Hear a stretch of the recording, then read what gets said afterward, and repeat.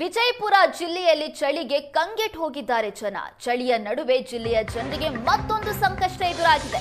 ಕಳ್ಳರು ದರೋಡೆಕೋರರ ಹಾವಳಿಗೆ ಕಂಗಾಲಾಗಿದ್ದಾರೆ ಜನರು. ರಾತ್ರಿ ವೇಳೆ ಮಚ್ಚು ಲಾಂಗ್ ಅನ್ನ ಹಿಡಿದು ಕಳ್ಳರು ಅಡ್ಡಾಡ್ತಾ ಇದ್ದಾರೆ.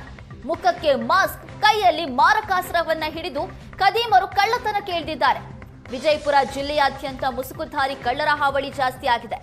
ಖದೀಮರು ಓಡಾಡುವ ದೃಶ್ಯಗಳು ಸಿಸಿಟಿವಿಯಲ್ಲಿ ಸೆರೆಯಾಗಿದೆ. ದರೋಡೆಕೋರರ ಹಾವಳಿಯಿಂದ ಜನರಲ್ಲಿ ಆತಂಕ ಹೆಚ್ಚಾಗಿದೆ. ಅಲರ್ಟ್ ಆಗಿರಬೇಕು ಅಂತ ಜನಜಾಗೃತಿಯನ್ನ ಮೂಡಿಸ್ತಾ ಇದ್ದಾರೆ ಪೊಲೀಸರು. ವಿಜಯಪುರ ಜಿಲ್ಲೆಯಲ್ಲಿ ಒಂದ್ ಕಡೆ ಚಳಿ ಕಾಟ, ಮತ್ತೊಂದ್ ಕಡೆ ಕಳ್ಳರ ಕಾಟ. ಮನೆಯಾಗಿದ್ದ ಬೆಳ್ಳಿ ಬಂಗಾರ ರೊಕ್ಕ ರೂಪಾಯಿ ಎಲ್ಲ ಬ್ಯಾಂಕ್ನಾಗ ಇಡಬೇಕು. ಮತ್ತ ನಿಮ್ಮ ಮನೆ ಮುಂದ ಲೈಟ್ಗಳು ಹಚ್ಚಿರ್ಬೇಕು. ಏನಾದ್ರೂ ಹಂಗ ಕಂಡು ಬಂದ್ರ ಪೊಲೀಸ್ ಸ್ಟೇಷನ್ ನಂಬರ್ಗೆ 112 ನಂಬರ್ಗೆ ಫೋನ್ ಮಾಡ್ಬೇಕಪ್ಪ. ಜನಸ್ನೇಹಿ ಪೊಲೀಸ್ ಬಸವನ ಬಾಗೇವಾಡಿಯಿಂದ ಕಣಕಾಲ ಗ್ರಾಮದ ಸಾರ್ವಜನಿಕರಿಗೆ ಈ ಮೂಲಕ ತಿಳಿಸುವುದೇನೆಂದರೆ, ನಿನ್ನೆ ರಾತ್ರಿ ಕಾರಜೋಳದಲ್ಲಿ 13 ಮನೆಗಳು ಕಳ್ಳತನವಾಗಿದೆ. ಕಾರಣ, ತಮ್ಮ ಮನೆಯಲ್ಲಿರುವ ಬೆಳ್ಳಿ, ಬಂಗಾರ, ಹಣ ಎಲ್ಲವನ್ನು ಬ್ಯಾಂಕ್ನಲ್ಲಿ ಇಡಬೇಕು. ಮನೆಗೆ ಬೀಗ ಹಾಕಬೇಕು. ರಾತ್ರಿ ವೇಳೆಯಲ್ಲಿ ಯಾರು ಮನೆ ಬಾಗಿಲು ತೆಗೆಯಬಾರದು. ಯುವಕರು 4 ಜನರಂತೆ ಎಚ್ಚರವಾಗಿರಬೇಕೆಂದು ಈ ಪ್ರಕಟಣೆ ಮೂಲಕ ತಿಳಿಸಲಾಗಿದೆ.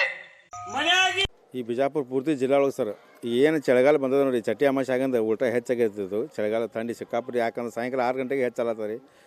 ಆ ಥಂಡಿಗೆ ಎಂಥ ಮುದುಕ ಮನುಷ್ಯ ಆಗಲಿ ಯುವಕರಾಗಲಿ ಒಟ್ಟ ಹೊರಗೆ ಬರಾಕ್ತಲ್ಲ. ರಾತ್ರಿ ಅಗದಿ ನಿವಾಂತರ ಮಲ್ಕೊಂಡಿದ್ದೇವಲ್ಲ, ಕಳ್ಳರ ಹಾವಳಿ ಹೆಚ್ಚಾಗ್ಬಿಟ್ಟ ಸರ್. ಹೆಂಗಪ್ಪ ಅಂದ್ರೆ ನಿಮ್ಗೆ ಹೇಳ್ತೀನಿ, 8 ಮಂದಿ 10 ಮಂದಿ ಗ್ರೂಪ್ ಗ್ಯಾಂಗ್ದವ್ರು ಬರಾಕತ್ತಾರೆ ಸರ್.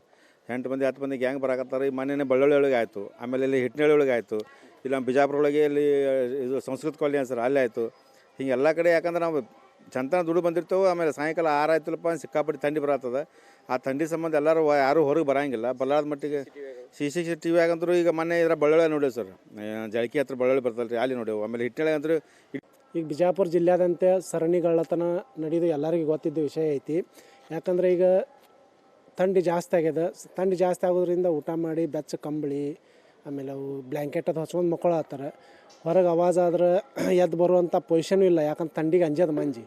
ಹೀಗಾಗಿ ಕಳ್ಳರು ಇದನ್ನು ಸದುಪಯೋಗವಾಗಿ ಬಂಡವಾಳ ಮಾಡ್ಕೊಂಡು ಸರಣಿಗಳ್ಳತನ ಮಾಡತ್ತಾರ. ಅದಕ್ಕೆ